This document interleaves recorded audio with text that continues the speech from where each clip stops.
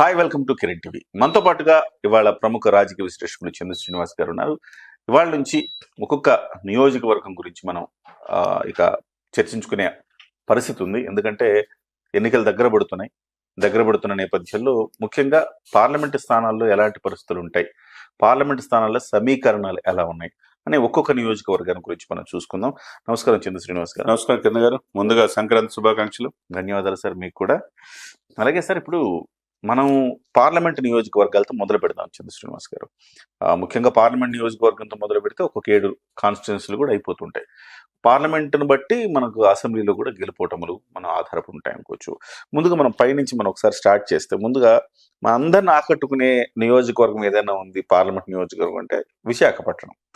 ఎప్పుడు కూడా విశాఖపట్నంలో మీకు ఒక కాస్మోపాలిటన్ సంస్కృతి, అంటే భిన్న సంస్కృతులు మేళవింపు ఉంటుంది. మిక్స్డ్ కల్చర్ దేశం మొత్తం అక్కడ ఉంటుంది. దేశం మొత్తం ఒక ఎయిర్ ఫోర్స్ కావచ్చు, నేవీ కావచ్చు, స్టీల్ ప్లాంట్ కావచ్చు, ఇలా నేషనల్ సంస్థలు అక్కడ ఉండడంతో ఇతర రాష్ట్రాల వాళ్ళు కూడా అక్కడ ఉంటారు. అందుకే అక్కడ చాలా అందరూ కూడా చాలా సౌమ్యంగా ఉంటారు, శాంతి కాముకులు.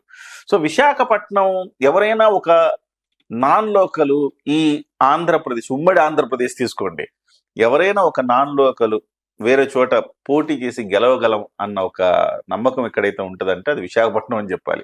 ప్రజలు ఎంత స్వామిలో అర్థం చేసుకోవాలి, ప్రజలు ఎంత ఆహ్వానిస్తారో మనం అర్థం చేసుకోవాలి. సరే, ఒక్కసారి మనం 2004 నుంచి మనం ఒక్కసారి మనం చూద్దాము ఎవరెవరు గెలిచారనేది. అంటే 2004 కంటే ముందు కూడా 1996, 98 తీసుకుంటే సుబ్బిరామిరెడ్డి గారు అక్కడ కాంగ్రెస్ పార్టీ తరఫున పోటీ చేసి గెలిచారు sir. He belongs to Nellore ఆయన. తర్వాత ఎంబీబీఎస్ మూర్తి గారు 99లో ఆయన స్థానికుడే. సో ఎన్ జనార్దన్ రెడ్డి 2004లో ఆయన కూడా నెల్లూరు వాసే, మాజీ ముఖ్యమంత్రి. 2004లో ఆయన విజయం సాధించాడు, అది కూడా కాంగ్రెస్ పార్టీ తరఫున. ఆ తర్వాత 2009లో కాంగ్రెస్ పార్టీ తరఫున పురంధేశ్వరి గారు విజయం సాధించారు. ఆమె ఇక మనకు తెలిసిందే కదా, ఎన్టీఆర్ కూతురు నిమ్మకూరు. ప్రకాశం జిల్లా కారంచేడు అంటే వాళ్ళ ఆయన కారంచేడు, వాస్తవానికి వాళ్ళ నాన్నగారిది నిమ్మకూరు కదా. మొత్తం మీద విశాఖపట్నం సంబంధం కారంచేడు కోడలు కాబట్టి కారంచేడు అవుతుంది, అంతేనా? ప్రకాశం జిల్లా అయితే. సో పురంధేశ్వరి, ఇక హరిబాబు గారు, ఎంవివి సత్యనారాయణ గారు. ఇప్పుడు హరిబాబు గారు ఇప్పుడు బీజేపీ, ఆయన ఇప్పుడు త్రిపుర గవర్నర్ గా ఉన్నారు. తర్వాత ఎంవివి సత్యనారాయణ గారు 2019లో గెలిచారు. సో ఇక్కడ ప్రధానంగా లాస్ట్ టైం కూడా హరిబాబు గారు కూడా ప్రకాశం ఆయనంతా. అవును. ఇప్పుడు ఇక్కడ ఓన్లీ ఎంవివి తప్పితే అందరూ కూడా స్థానికేతరులే. కరెక్ట్. అంటే వాళ్ళ ఎంత హృదయ విశాలమైందో మనం అర్థం చేస్తాం. ఈసారి ఎంవివి సత్యనారాయణ గారు విశాఖపట్నం ఎంపీగా పోటీ చేయనని ప్రకటించడంతో అనూహ్యంగా తెర మీదకి బొత్స ఝాన్సీ గారు తెర మీదకి వచ్చారు. ఇప్పుడు జగన్మోహన్ రెడ్డి గారి అస్త్రం ఏంటి అంటే స్థానికత. ఇప్పుడు బొత్స ఝాన్సీ గారు ఉత్తరాంధ్రకు సంబంధించిన వ్యక్తి, అలాగే బీసీ సామాజిక వర్గానికి సంబంధించిన వ్యక్తి. సో ఈ సమీకరణంతో విశాఖపట్నాన్ని గెలుచుకోవాలని ఆయన ప్రయత్నం చేస్తున్నారు. అవునండి. సో ఆయనకి ధీటుగా ఇప్పుడు మనం తెలుగుదేశం పార్టీలో చూసినా, జనసేన పార్టీలో చూసినా మళ్ళీ బీసీ ఉండాలి, స్థానికులు ఉండాలి. తెలుగుదేశం పార్టీకి ఉన్నారు ఎంబీబీఎస్, వాళ్ళ వారసులు. ఇప్పుడు బాలకృష్ణ గారి చిన్నల్లుడు ఉన్నాడు, కానీ బీసీ కాదు కదా, అక్కడ ఆయనకి ఇబ్బంది వస్తుంది. సో అదే సమయంలో ఇక జనసేన తరఫున ప్రస్తుతానికైతే ఎవరు అంత గొప్పగా లేరు, కానీ బీజేపీ తరఫున మాత్రం జీవీఎల్ ఉన్నారు. తర్వాత పురంధరేశ్వరి కూడా మళ్ళీ ట్రై చేస్తానంటున్నారు. కానీ సార్, అనూహ్యంగా ఒక పేరు తెర మీదకి వస్తుంది చంద్ర శ్రీనివాస్ గారు. గేదెల శ్రీనివాస్ గారని గతంలో విశాఖపట్నం జనసేన ఎంపీగా పోటీ చేద్దాం అనుకున్న ఆయన తర్వాత ఎందుకు సైలెంట్ అయిపోయారు. ఇప్పుడు ఆయన పేరు కూడా మళ్ళీ అనూహ్యంగా తెర మీదకి వస్తుంది. సో మీరు కూడా వినే ఉంటారు కదా. సో ఎట్లా ఉండొచ్చు సమీకరణాలు? ఎవరు బొత్స ఝాన్సీకి సరైన పోటీ అంటే ఏ రకమైన అభ్యర్థిని జనసేన తెలుగుదేశం నిలబెట్టాల్సి వస్తుంది? మీరు చెప్పిన ఈ పాయింట్ లో నేను ఆ పేరు విన్నాను. నేను కూడా ఈ మధ్య ఎక్కువగా సోషల్ మీడియాలో ఇదవుతుంది. 4 వయసులో యువ పారిశ్రామికవేత్తగా ఆయన ఎదిగిన తీరు, విశాఖపట్నం పరిసర ప్రాంతాలు, ఉత్తరాంధ్ర చెందిన వ్యక్తి. తర్వాత అక్కడ వలసల మీద పోరాడుతున్నాడు. కొన్ని లక్షల మంది అక్కడ వలసలు వెళ్తున్నారు అని పోరాడుతున్న వ్యక్తి. మీరు చెప్పిన పాయింట్ ఆఫ్ వ్యూలో గతంలో జనసేన వైపు మొదటి నుంచి ఉండి పార్టీకి చేయుతగా అన్ని విధాలా సహకరించారు పవన్ గారికి. మరి ఎందుకో ఎంపీ ఎలక్షన్ లో పోటీ చేయకుండా ఆగిపోవటం, తర్వాత పార్టీ మారటం ఇవన్నీ జరిగినాయి. మన వివి లక్ష్మీనారాయణకి తర్వాత ఇచ్చారు సీటు సిబిఐ మాజీ జేడీ గారికి ఇవ్వడం జరిగింది. ఆ విధంగా అప్పుడు దూరం అయిపోయారు. కానీ ఇప్పుడు ప్రజల్లోనే ఉన్నాడు ఆయన. వ్యాపారాలు ఇతర దేశాల్లో తనకి విద్యా సంస్థలు కానీ మిగతా కానీ ఎంప్లాయ్మెంట్ విషయంలో చాలా వ్యాపారాలు ఉన్నాయి ఆయనకి. ఆ పాయింట్ ఆఫ్ వ్యూలో మీరు అన్నట్టు ఇప్పుడు పోటీ పాయింట్ ఆఫ్ వ్యూ తీసుకుంటే బొత్స ఝాన్సీ గారు ఆమెకి అంటే అధికార పార్టీ వ్యూహాత్మకంగా ఎవరు ఊహించిన విధంగా బొత్స సత్యనారాయణ భార్యని అక్కడ దింపారు. దింపినప్పుడు డి అంటే డి కొట్టే విధంగా ఉండాలి, స్థానికత అనేది ఉండాలి, సరితూగంగా ఉండాలి అన్ని విషయాలు. ఇప్పుడు ఎవరు మీరు చెప్పిన పాయింట్ ఆఫ్ వ్యూ వినపడుతుందా, జీవీఎల్ నరసింహారావు ఆయన కూడా మార్టూరు ప్రకాశం జిల్లా, ఆయన కూడా స్థానికేతరుడే. నిన్నగాక మొన్న వచ్చి ఈ మధ్య ఎక్కువగా కనపడుతున్నాడు సోషల్ మీడియాలో. అట్లా ఇప్పుడు ఆమె స్థానికత బీసీ కావాలంటే ఇప్పుడు ఈయన అవుట్, జీవీఎల్ అవుట్, పురంధరేశ్వరి గారు కూడా అవుట్, పురంధేశ్వరి గారు అవుట్. పురంధేశ్వరి గారు ఇంకో స్కోప్ ఉంది ఏంటంటే గతంలో రాజంపేట పోటీ చేశారు కాబట్టి రాజంపేట లాంటి స్థానాలు ఆమె అడగవచ్చు. రాజంపేట పక్కగా ఆమె గతంలో ఎలక్షన్ 1,00,000 ఓట్లు దాకా వచ్చినాయి. ఈసారి TDP Janasena BJP combination definite seat అది. అంటే సేఫ్ ప్లేస్ రాజంపేట, ఎందుకంటే ఆ సీట్ డెఫినెట్ గా వచ్చారు కాబట్టి ఇక్కడ స్థానికత మళ్ళా అగ్రకులం అనే ఇది వస్తుంది, స్థానికేతరం వస్తుంది రెండు. ఏది బాలకృష్ణ గారి చిన్న అల్లుడు వచ్చినా, ఇక్కడ పురంధేశ్వరి గారు వచ్చినా, ఇటు జీవీఎల్ వచ్చిన. కాబట్టి ఇప్పుడు మీరు అన్నట్టు ఈ పేరు కనుక వస్తే, మీరు చెప్పిన శ్రీనివాస్ గారి పేరు వస్తే కనుక యువకుడు ఉత్సాహవంతుడు, ఆయనకు వేలాది మందికి ఎంప్లాయ్మెంట్ ఇచ్చినట్టు, ఆయనకి చాలా మంది క్యాంపులు పెట్టి జాబ్ అత్యధికంగా ఎంప్లాయ్మెంట్ కల్పించిన పారిశ్రామికవేత్తగా ఆయన పేరు వినపడింది గతంలో కూడా ఉంది. ఈ మధ్య ఇంకా ఎక్కువ చేస్తున్నాడు. కాబట్టి ఇదే గనక దృష్టిలో పెట్టుకుంటే, బీజేపీ అధిష్టానం గనక దృష్టిలో పెట్టుకుంటే ఆయన సరైన అభ్యర్థిగా మనం చూడొచ్చు అనమాట. అంటే మీరంటుంది బీజేపీ జనసేన కదా గతంలో ఆయన. అవును, జనసేన ఇప్పుడు బీజేపీ అభ్యర్థి అనుకుంటే ప్రపోజల్ ఒక పేరు చెప్తే రేపు బీజేపీ కూడా కొన్ని ఎంపీ సీట్లు ఇవ్వాలి కదా మిత్ర ధర్మ. అంతే, బీజేపీకి ఇవ్వగలిగిన major seat Visakhapatnam, number 1 Visakhapatnam ఉంటుంది. వాళ్ళు మొదట కోరేది విశాఖపట్నాన్ని కోరతారు, తర్వాత నరసాపురము, తర్వాత రాజంపేట. మీరు అన్నట్టుగా ఈ 3-4 స్థానాలు వాళ్ళకి అడుగుతారు. గతంలో వాళ్ళు గెలిచిన స్థితి మొన్న కనుక తిరుపతి అడిగినట్టుగా ఇప్పుడు ఈ 3 ప్రయారిటీలు పెట్టుకుంటారు. ఈ 3లో పక్క విశాఖపట్నం పెట్టుకుంటారు. ఎందుకంటే మిక్స్డ్ కల్చర్ కదా సార్ ఇది. అప్పుడు విశాఖపట్నం పెట్టుకుంటే వాళ్ళ దగ్గర నాన్ లోకల్ వాళ్లే ఉన్నారు, లోకల్ వాళ్ళు లేరు, పెద్ద లోకల్ లేరు, క్యాండిడేట్స్ లేరు. ఇక్కడ వ్యూహాత్మకంగా బీసీలు లేరు. గేదెల గారు ఏంటి బీసీనా? బీసీ తూర్పు కాపుకి వస్తాడు. సేమ్ అంటే బొత్స సమాజ వర్గం వస్తుంది, ఒకే సమాజ వర్గం వస్తుంది. అదే సమయంలో ఇక్కడ ఏంటంటే అండి, ఇక్కడ వ్యూహాత్మకంగా జగన్మోహన్ రెడ్డి గారు మనం చూడాలి. అంత తేలిగ్గా మనం అంచనా వేయట్లేదు. వ్యూహాత్మకంగా బీసీ కార్డు తీశారు, అక్కడ ఉత్తరాంధ్ర తీశారు, తర్వాత రాజధాని విశాఖపట్నం అని చెప్పి ఒక ఇది వదిలారు. కాబట్టి రాజధాని విషయంలో ఆయన చేస్తాడనుకుంటే 2 నెలల్లో ఎలక్షన్ కూడా వచ్చేస్తే చేయలేకపోయాడు. కాబట్టి ఇవన్నీ కూడా పారామీటర్స్ ప్రభుత్వ వ్యతిరేకత కూడా కలిసి వచ్చే అవకాశం ఉంటుంది. ఉత్తరాంధ్ర ప్రాంతం చెందిన విద్యావేత్తకి ఇస్తే ఒకవేళ బొత్స సత్యనారాయణ గారి భార్యని పోటీ నిలబెట్టినా ప్రభుత్వ వ్యతిరేకత పనిచేస్తుంది. ఇక్కడ ఈయన కలిసి వచ్చే అవకాశం ఏంటంటే స్థానికత, యువకుడు, ఉత్సాహవంతుడు, వేలాది మందికి ఎంప్లాయ్మెంట్ క్రియేట్ చేశాడు, ప్రముఖ పారిశ్రామికవేత్తగా ఉన్నాడు, అంగబలం అర్ధబలం అన్ని ఉండే. కాబట్టి గతంలో జనసేన తరపున ఎక్కువగా తిరిగాడు. ఎక్కువ మందిని ఇప్పుడున్న వాళ్ళని చాలా మంది జనసేన కీలకమైన వ్యక్తులను ఆయనే తీసుకొచ్చాడు. యశస్విని గారు కావచ్చు, లోకమాధవి, వీళ్ళందరినీ. కాబట్టి ఆయనకి పవన్ కళ్యాణ్ గారితో రేపం ఉంటది. కాబట్టి బీజేపీ అభ్యర్థి అంటే మిగతా వాళ్ళు కాదనే పరిస్థితి లేదు, కాదనలేరు కదా. కానీ తెలుగుదేశం పార్టీ అంటే చాలా మంది ఉండొచ్చు. అదే సమయంలో జనసేన అన్నా కానీ జనసేనకి ఇప్పుడు జనసేన ఖాతాలో ఇచ్చిన, తెలుగుదేశం ఇప్పుడు బీజేపీ ఖాతాలో ఇచ్చిన ఈయనకి ఇచ్చే అవకాశం ఉంది. డెఫినెట్ గా ఇస్తే గనక డెఫినెట్ గా సీటు. లేకపోతే వీళ్ళు ఎవరు పోటీ చేసినా స్థానికేతరులు అవుతారు. బొత్స ఝాన్సీ గారు గెలిచే అవకాశం ఉంది.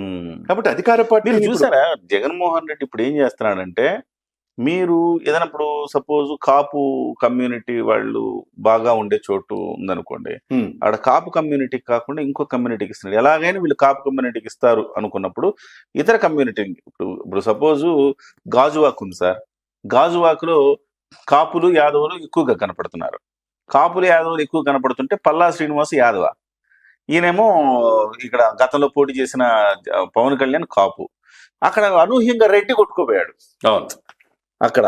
సో వీళ్ళు వ్యూహాత్మకంగా ఇప్పుడు పవన్ కళ్యాణ్, జగన్మోహన్ రెడ్డి ఏం చేస్తున్నారంటే, వీళ్ళు ఎవరికి ఇచ్చే అవకాశం ఉందని చూసుకొని అక్కడ బీసీ కార్డో లేకపోతే నాన్ కాపు కార్డో ఈ ప్రయోగిస్తా ఉన్నారు.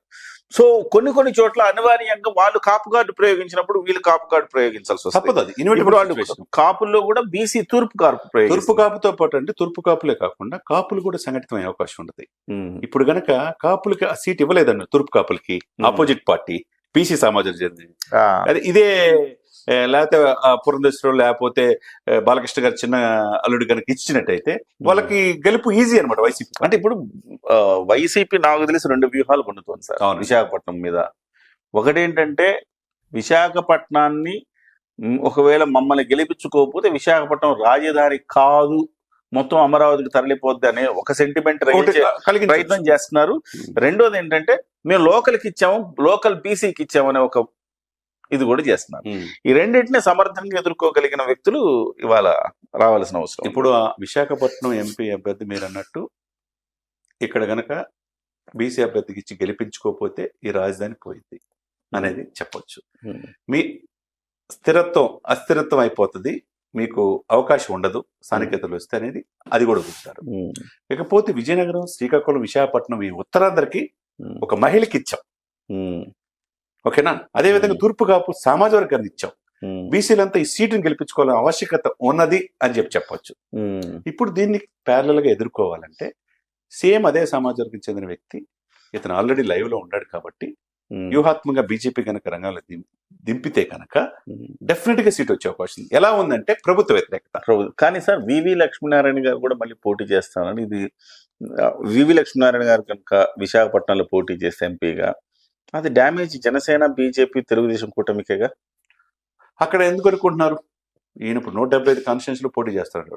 ఇంకోటి తెలుసో లేదో, ఆయన ఇప్పుడు ఈ పార్టీ ఎట్లయితే జగన్మోహన్ రెడ్డి గారు ఒక పార్టీకి నాయకత్వం వహిస్తున్నాడు, చంద్రబాబు నాయుడు ఎట్లా వహిస్తున్నాడు, పవన్ కళ్యాణ్ గారు ఎట్లా జనసేన గారు, ఇప్పుడు ఈ పార్టీకి ఈయన ఎంపీ కాదు రేపు ఎమ్మెల్యేగా పోటీ చేస్తారని తెలుస్తుంది. విశాఖపట్నం. ఓహో, ఎమ్మెల్యేగా. అది కూడా విశాఖపట్నం. అది విశాఖపట్నంలో ఏదనేది రిజర్వేషన్ వెస్టా ఎక్కడ అనేది గాజువాక ఈ 2-3 వినపడుతున్నాయి. ఎందుకంటే పార్టీ నాయకత్వంలో అసెంబ్లీలో ఉండాలని వాళ్ళు కోరుకుంటారు కదా. పార్టీ 175 కాన్స్టిట్యూన్సీ పోటీ చేస్తారు, ఎంపీ కంటే ఢిల్లీ ఉంటది కాబట్టి ఆయన ఎమ్మెల్యేగా పోటీ చేస్తారని తెలుస్తుంది. కాబట్టి అది ప్రాబ్లం లేదు. ఇక్కడ ఏంటంటే సార్ ప్రభుత్వ వ్యతిరేకత అనేది కలిసి వచ్చే అవకాశం ఉంటుంది బీజేపీకి. ఎందుకంటే సాక్షాత్ అమిత్ షా వచ్చి భ్రష్టాచార గవర్నమెంట్ అన్నాడు, అవినీతి మయమైపోయింది అన్నారు. ఒకవైపు పురంధేశ్వరి 2.5 లక్షల కోట్ల అప్పుని ఇప్పుడు 10 లక్షల కోట్లకు తీసుకెళ్ళావు, దారుణమైన పరిస్థితి ఉంది, మద్యం ఏర్లైపోతుందని సాక్షాత్తు బార్ షాపుల దగ్గరికి వెళ్ళి ఆమె గొడవ చేస్తుంది. ఇంకొకటి పరిశ్రమలు లేకుండా చేశారు, తీర ప్రాంతం ఉండి అని చెప్తున్నారు. ఇకపోతే విశాఖపట్నంలో ఏంటంటే సైనికుల భూములు కూడా ధర్మాన ప్రసాద్ సాక్షాత్తు మంత్రివర్గులే వాళ్ళ అన్నదమ్ములు లాక్కున్నారని చెప్పేసి ఉంది. తర్వాత ఎక్కడైతే సర్క్యూట్ హౌస్ తో సహా దాదాపు 175 ప్లేసులు 25,000 కోట్లకి తనఖా పెట్టింది సార్ ఆంధ్రప్రదేశ్ ప్రభుత్వం. ఓకే, విశాఖపట్నంలో ప్లేసులు తనఖా గతంలో ఏ ప్రభుత్వం తనఖా పెట్టాలి. అదే విధంగా విజయసాయి రెడ్డి మీద సార్ అసలు ఈ గవర్నమెంట్ పోతే తెలుస్తుంది ఎన్ని బొక్కలు ఉన్నాయో, ఎన్ని డ్యామేజ్ అయినాయో. ఎందుకంటే అవును, మీరు తెలంగాణలో గవర్నమెంట్ పోగానే ఎన్ని బకాయిలు ఎక్కడెక్కడ ఏ కార్యక్రమం అనేది మొత్తం చూడండి, ఒక్కొక్కటి బయటకు వస్తుంటే మనం ఆశ్చర్యం వేస్తుంది. సో ఇంత బలమైన ఆర్థిక వ్యవస్థ ఉన్న తెలంగాణని ఇన్ని ఇబ్బందులు ఉంటాయి, ఇన్ని బొక్కలు బయటపడుతుంటే మీకు ఆంధ్రప్రదేశ్ లో ఏంటి సార్, తూట్లు పడిపోయి ఉంటుంది ఆర్థిక. డెఫినెట్ గా మీరన్నట్టు దీంతో పాటు విశాఖ స్టీల్, గాజువాక, విశాఖపట్నంలో ఎక్కువ మంది ఎంప్లాయీస్ ఉన్నారు. అది స్టీల్ ప్రైవేట్ పరం అవుతుంది అనేది ఆంధ్ర వాళ్ళ అభిమానం మీద చాలా దెబ్బతిన్నారు. తర్వాత విశాఖ స్టీలే కాకుండా రైల్వే జోన్ విషయంలో కూడా ఈ అలసత్వం. తర్వాత ప్రకృతి రమణీయతకు పవన్ కళ్యాణ్ గారు జాతీయ మీడియా దృష్టికి ఆకర్షించారు, మీరు గమనించారు లేదు. ప్రకృతి రమణీయతకు మారుపేరైన రిషికొండల్ని కరిగించేసేసి భవనాలు 400 కోట్లతో కట్టారు అక్కడ. తర్వాత ఎర్రమట్టి దిబ్బలు. అవునవును. అయితే ఇప్పుడు ఈ బీజేపీకి ఒకవేళ ఈ సీట్ ఇస్తే ఇది మైనస్ అవ్వదా బీజేపీకి? ఇప్పుడు అన్ని ఇప్పుడు విశాఖపట్నం స్టీల్ ప్లాంట్ ప్రైవేటీకరణ చేస్తామనో లేకపోతే రైల్వే జోన్ ఇవ్వకపోవడం ఈ మైనస్ కావంటారా? ఇప్పుడు రేపు పవన్ కళ్యాణ్ గారిని ముందు పెడతారు, ఎన్డీఏలో కీలకమైన వ్యక్తి కాబట్టి టీడీపీ ఎడిదిరిగొంటుంది. బీజేపీ ముందుండి ఏం చేస్తారు, స్పెషల్ స్టేటస్ అనేది ఫస్ట్ తీసుకొస్తారు. ఈ కూటమిని గెలిపిస్తే స్పెషల్ స్టేటస్ జగన్మోహన్ రెడ్డి గారు చేయలేకపోయారు, మమ్మల్ని అడగలేదు, మేము చేస్తాం, డెఫినెట్ గా మీ కోరికలు మన్నిస్తాం అని ఒకటి. రాజధాని విషయంలో క్లారిటీ ఉంటుంది. విశాఖపట్నం ప్రజలకు ఏం కావాలో అది అనౌన్స్ చేయొచ్చు. ఇక్కడ ఇంకోటి విశాఖ స్టీల్ ని కూడా మేము ఇది చేస్తామని చెప్పి వాస్తవానికి బీజేపీకి ఇస్తేనే బీజేపీ ఎన్ని హామీలు హామీ ఇవ్వగలదు డెఫినెట్ గా ఒక రకంగా ఆంధ్రప్రదేశ్ ప్రజలకు మేలు జరుగుతుంది. దొంగ చేతికి తాళాలు ఇవ్వడం అంటారు కదా, అట్లా అంటే బీజేపీని అట్లా అంటలేదులే కానీ అంట అది పోలి కరెక్ట్ కాదేమో. కానీ నేనేమంటానంటే బీజేపీ చేసే స్థితిలో ఉంది కాబట్టి బీజేపీనే ఇక్కడ గెలిపించుకోవాలి, ఆ సీట్ బీజేపీకి ఇస్తే చచ్చినట్టు హామీలన్నీ ఇస్తారు డెఫినెట్ గా. 3 సంవత్సరాలు ఇప్పుడు 3వ ప్రధానమంత్రి అయ్యే అవకాశాలు మోడీ గారు స్పష్టంగా ఉంది సార్. విశాఖపట్నం మీద పూర్తిగా కాన్సన్ట్రేషన్ చేశారు. మిక్స్డ్ కల్చర్ ఉన్నది. విశాఖపట్నం గెలిస్తే చాలా పవర్ఫుల్ సెంటర్ అయిపోద్ది. పరిశ్రమలు, ఫార్మా కంపెనీలు కూడా అనేక పరిశ్రమలు ఉన్నాయి. ఇంకా ఎక్కువ తీసుకొచ్చే అవకాశం ఉంది. తీర ప్రాంతం గతంలో ఏ ప్రభుత్వాలు తేలేదు, మమ్మల్ని అడగలేదనే భావన వాళ్ళు తీసుకొస్తారు. ఇక్కడ ఎంపీని గెలిపించుకుంటే మీకు కావాల్సిన ఉత్తరాంధ్ర సమస్య, నిరుద్యోగ సమస్యని తీర్చేస్తాం. రైట్. మీకు కావాల్సిన విశాఖ స్టీల్ ని ఉంచుతాం, రైల్వే జోన్ తీసుకొస్తాం. కానీ నమ్మకాన్ని ఉత్తరాంధ్ర ప్రజలు కల్పించారు. Correct. Thank you very much Chandra Srinivas garu. మొత్తం మీద 7 నియోజకవర్గాలు ఉన్నాయి. ఇందులో Srungavarapukota, Bheemili, Visakha east, south, north, west, Gajuwaka. ఒక్క శృంగవరపుకోట తప్ప మిగతా 6 నియోజకవర్గాలు కూడా జనసేనకు బాగా పట్టున్న ప్రాంతాలు. అలాగే తెలుగుదేశం పార్టీ కూడా పట్టున్న దాంట్లో 4 స్థానాలు జనసేన పోటీ చేయబోతుంది. 4 స్థానాలు పోటీ చేయబోతుంది. సో ఇక్కడ విశాఖపట్నం నుంచి బీజేపీ అభ్యర్థి అయినా జనసేన అభ్యర్థిగా అయినా కనుక పోటీ చేస్తే ఖచ్చితంగా గెలుపు నల్లేరు మీద నడికే కావచ్చు. అయితే అనూహ్యంగా తెర మీదకి వచ్చిన గేదెల శ్రీనివాస్ గారు మరి బీజేపీ తరపున ఆయన టికెట్ ఆశిస్తారా, లేకపోతే జనసేన నుంచి ఆయన ప్రయత్నం చేసుకుంటారా? ఎందుకంటే జనసేనలో గతంలో ఉన్నారు కాబట్టి పవన్ కళ్యాణ్ గారితో ఆయనకు సాన్నిహిత్యం ఉన్నది. మరి మనం ఇంతకుముందు చెప్పిన ఈ లోకల్ సమీకరణాలు గనక వర్కౌట్ అయితే ఆయన కలిసి వచ్చే అవకాశం ఉంది. చూద్దాం ఎవరు తెర మీదకి వస్తారు ఏంటనో చూడాలి. నమస్తే.